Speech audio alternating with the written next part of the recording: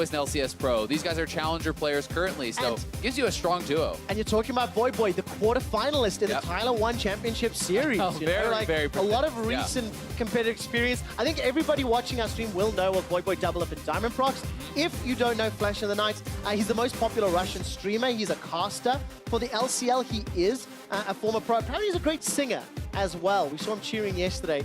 Maybe he'll sing us a victory song if he wins. I certainly hope so. I'll get you to ask him that. Okay, I will. Let's turn our attention to picks and bans. Doubleboy, ban Annie, and look at Diamondprox's response. Yeah.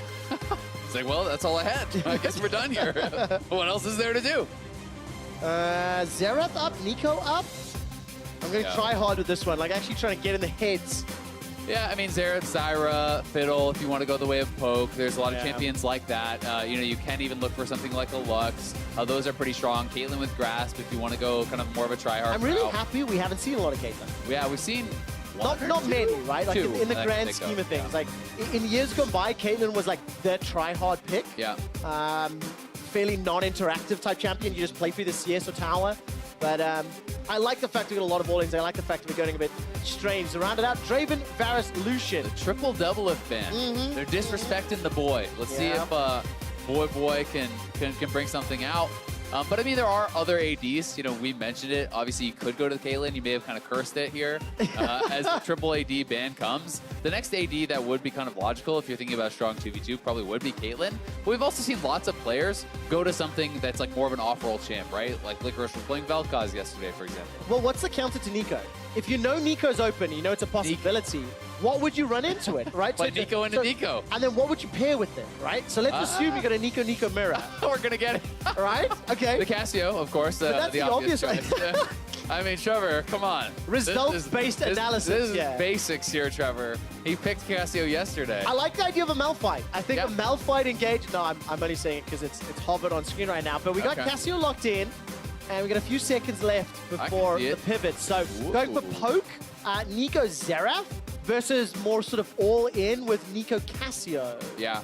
Yeah, we could see the kind of strategy again where one of the NA guys is focused on the push while the other is focused on the poke. This is certainly a heavier poke-style team from FlashInTheNight compared to Doubleboy over here.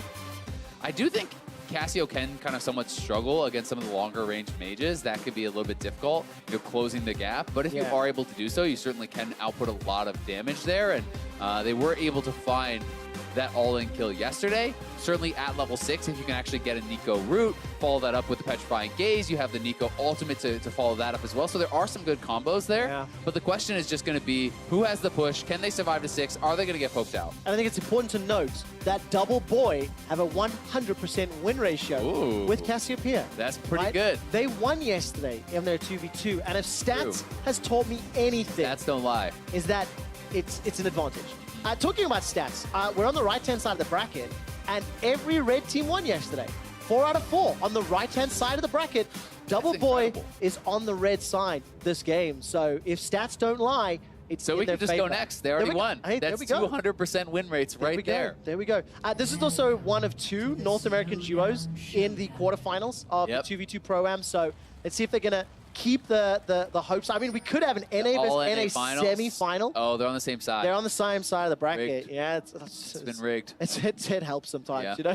LCS teams on one side of the bracket. You get an LCS team in the final. I mean, you got to help out these other regions. You know, they're all just kind of trying their best. That's what this is about. Trying their best and having a good time. You know, because the fact that, you know, EU lost to NA, it doesn't mean anything. Okay, so... And we all know that trying your best doesn't always equal good results, because I've cast with you many times before. Oh, I love casting with you, Azale. The one thing that does mess with my head, I never remember the HP of Nico before she goes... We've moved on past that. We've moved on. But I never remember the HP of Nico before she clones and then, you know, mimics the teammates. So... You know, WTF to Xerath and WTF to Cassios. Going to be looking for those barbs. And it's going to be slightly different play patterns here. You've got double CC on the side of Xerath. Nico, versus CC plus Miasma all in on the side of Casio for North America. Yeah, I'm going to be interested to see if anyone can kind of juke out their opponent with the clones, because we did actually see some of that kind of happening yesterday, where I believe it was in actually one of the 1v1s where the Nico clone came out from a bush. His opponent thought he was engaging, and he kind of used the ultimate early there. So you definitely can do some pretty tricky stuff with it. I don't think you're going to confuse anyone by being like, it's too Thereth, but using the clone is pretty important. And I also think the clone steals the health relics as well, if I recall correctly. Oh. I believe I remember freaking Kobe going on about the denial of the health relics. So look at Voyboy going with some good Twin Fang damage into the face of Flash in the Night and Diamondprox. Diamondprox, by the way, he's got himself the minion dematerializer. We saw one or two of them yesterday not used particularly well. Yeah. So I want to keep an eye on how well that's going to get used today. Yeah, and I think the further you get in the tournament, the more likely these guys are, kind of thinking through all the rune choices, thinking through all their selections. Because, yeah, I mean, we saw some Gathering Storm, we saw some runes that weren't really going to be utilized that much, but be interesting to see if they do try to go more just for pure push. We'll see how it goes for now. 23 CS to 16. Casio plus Nico, better at last hitting. That shocking orb was shockingly short.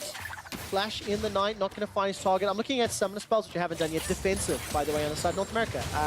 Barrier and heal. I think I like that when you consider they could get poked down, and this just allows them a little bit more safety when they're looking for an all-in. Yeah, definitely makes some sense there with the style that they're going to play. And Diamondprox is the one to actually get kind of poked out here first. And because he's not playing Biscuits, he's the only guy without playing Biscuits. He's going to have to go back to base, going to have to reset. But one of the problems with Casio, I think, on maps like this is you are going to run out of mana. So we'll see when they elect to actually reset, and it may be right off this wave. Yeah, they're going to have Voyboy just go back, Doublelift finish off that last minion, and we'll find out the bias. I mean, it's a really significant CS advantage. Shocking Orb manages to find a target. There's a root, but there's no follow-up. If you go for the damage onto Doublelift, then all of a sudden you lose that CS when you're down 22 to 37. It's such a different opportunity cost analysis. It's also like when you're looking at the pros here, you have Diamondprox, who's a jungler, who's not going to be as used to farming compared to Doublelift. Like that's what marksmen do, so you would expect him to have an advantage, and that may prompt the CIS squad to look more for an all-in. Yeah, I think so too. And especially when you do have that longer range, there is a lot of CC time that can come down from Nico, so if it can be initiated by Diamondprox, I think Flash in the Night should have the damage to close out a kill. When you add the Barbs and the Pop Blossom, I think there is a scary combo. But then you have to get through a Petrifying Gaze, and you have to get through Miasma, so it is a the challenge. defensive summoners, as you said. And even if you went into this being like, let's go for kills. When you're up 20 CS this early, you might be thinking, ooh, I kind of just want to win. I kind of just want to farm it out. So, because you can definitely put the pressure on your opponents to be the ones that have to engage, unless you just start missing a tremendous amount of that farm yourself. 12 CS up. Wave's going to be denied here. Only a couple CS, Voyboy and Doublelift. But they're going to be very comfortable, very happy. I mean, yesterday they played a controlled game with that Casio and Varus. They were playing into Lucian and Fiddlesticks.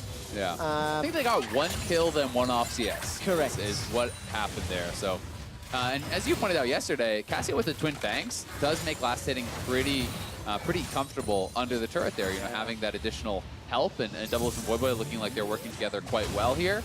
With this last hitting, you can see Voyboy bought a ton of mana, the Mana Crystal, Double Doran's Ring. He's going to have the added mana from the Mana Biscuit as well. So he's looking pretty good in that regard, and probably not going to run into too many mana problems. Yeah, very, very good start. North America looking strong. They're in the quarterfinals. They're looking to go to semis, looking to get a closer step towards the prestigious finals in the 2v2 Pro-Am.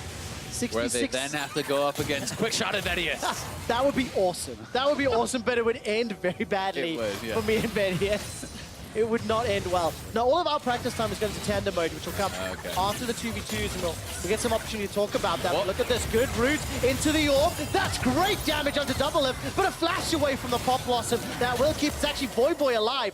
Now he's going to keep chasing, running for his life. Voyboy steps back, and nobody goes down. The barrier helps out a lot.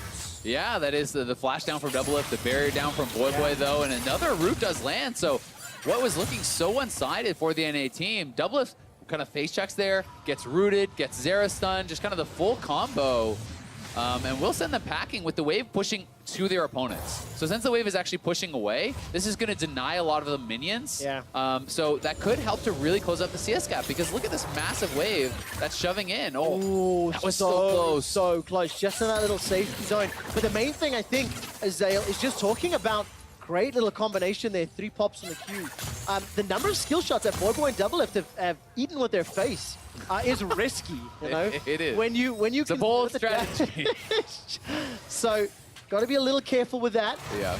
Diamondprox throws out the W, throws a little bit of confusion Doublelift's way, but he's low. No flash, and his heal will be up soon. And I mean, while it is a risky strategy, it's one that a lot of folks at home, myself included, do know. Tanking those skill shots, always intentional, of course. Baiting them into a false sense of security. That's it. It's setting up the next play. If they think their skill shot's going to hit. But look, 88 CS to 66. So Voyboy and Doublelift, as long as they don't get killed, they've got this game in the bag. They have to secure 12. That's just 2 and a bit waves. Yeah. And they should be able to finish this 11 CS. Keep your eyes on the top of the scoreboard, and you'll see, look, defensive here.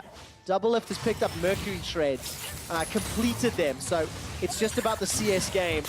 Doublelift not going to find any further follow-up.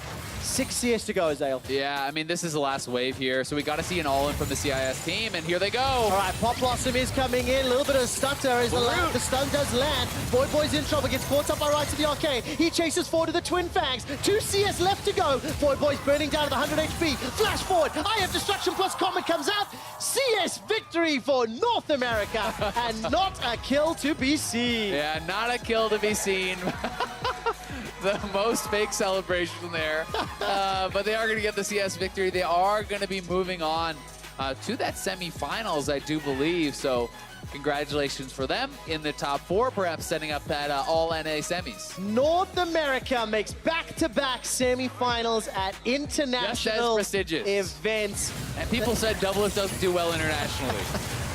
This got really close, the fight at the end, but the CS is what mattered. Doublelift kept his eye on the prize. Yeah, I mean, there's 2 CS left, so, well, Voyboy might die, but that's okay. You can knock down the last of the farm. And congratulations to that NA team, but it was a well-played 2v2 again from the CIS squad. Yeah. They took down their first opponents. They were close here on the second. They're narrowly not able to kill Voyboy, but definitely a pretty even match. All right, so congratulations to Voyboy.